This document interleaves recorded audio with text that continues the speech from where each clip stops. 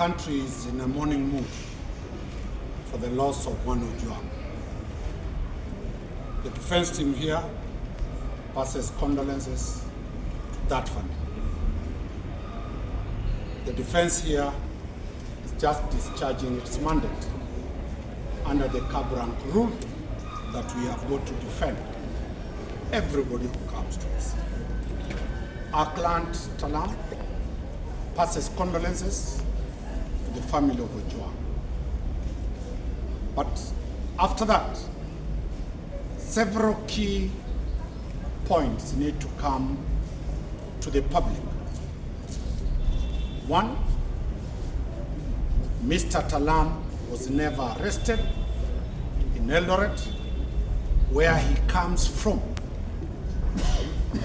His lawyer, Kito, presented him to the DCI, and the DCI took him to IPOA, where he recorded arrested. Number two, Mr. TAALAM had handed over the station to his deputy and handed over all the instruments of an OCS, which is the office, the pocket phone and everything, when this occurrence happened. And we shall be raising a defense of alibi. Third, IPOA has confirmed that the deceased died in a police cell. The law of anybody who dies in a police cell is in section 385, 386, 387, and 388 of the Criminal Procedure Code. An inquest happens. We have gone to the High Court, file a constitutional petition before the judge that the arraignment of the OCS is actuated by other exterior issues. The political class, civil society, and very many other actors are paying blood for the DIG,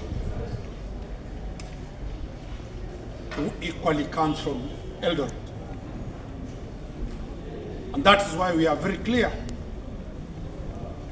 that let not TAALAM be sacrificed just because of his ethnicity. For record purposes, the DIG reported an offense, an allegation. Communication between the DIG to an OCS does not exist. The chain of command of the DIG is to give directions, if at all, he'll give directions to the operations director. That information will be relayed to the regional commanders. The regional commanders will relay the information to the county commanders. The county commanders will relay information to the OSPD. Then from the OSPD to the OCS.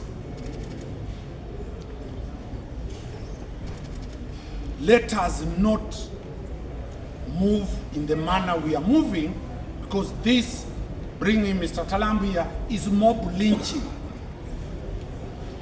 IPOA is reacting to what the public, and that public is not representative enough. Due process must be followed. An inquest must be put in place so that the country knows what is there. The police cell called Central, the media will not be allowed to be there. From entry, you get a report office where the sentry, who has the key, is. There were two. From there, where they were, to the entry, the gate going to the cells is more than 15 meters. Then that is the only door that one can access the cells.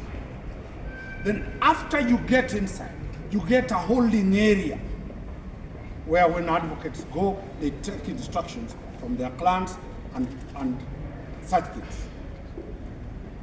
Then there's a corridor, and in that corridor, on the left-hand side, there are 3 cells. The first cell belongs to women. It is lockable. The second cell belongs to the children. It is lockable.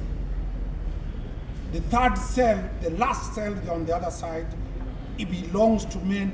It is not lockable. It is a cubicle. On the right-hand side, there are also 3 other male cells. They are not lockable.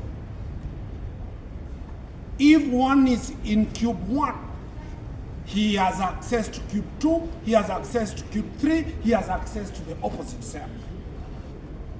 And that IPOA is not telling the country. It is not true that the deceased was in a cell to himself that was locked. Then the last part is the ablution.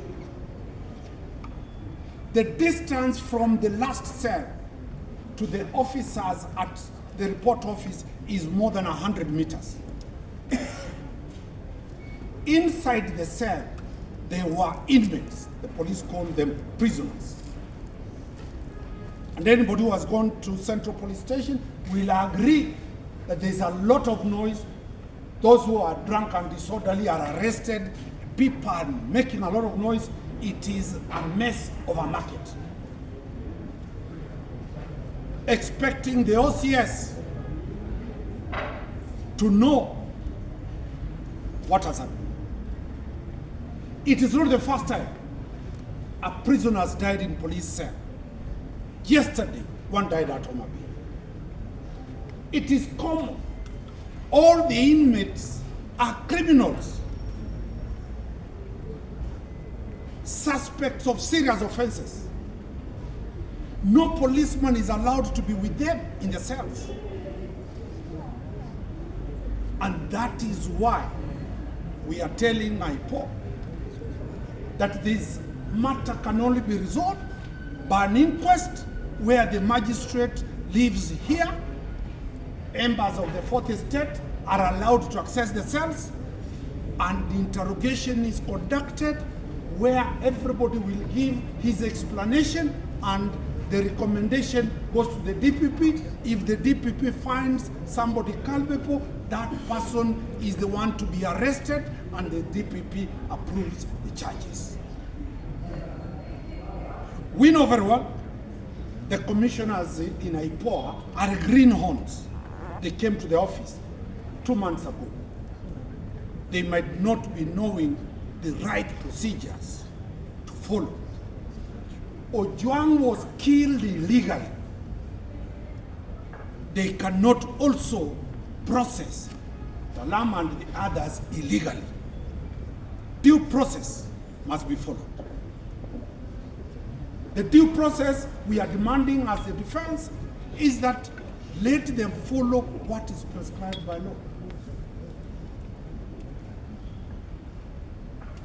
Those being the circumstances, the defense is determined to push this agenda and to defend whoever is being dragged to this court. We are aware political parties have filed petitions for the removal of the DIG. We sense, and we are very certain, politics is in this matter. We are not politicians. Until I become the senator, for now I'm not a politician, but as defense team, we will demand the proper interpretation of the law and justice to be done to Ojwang. It was confirmed 3 civilians have been arrested.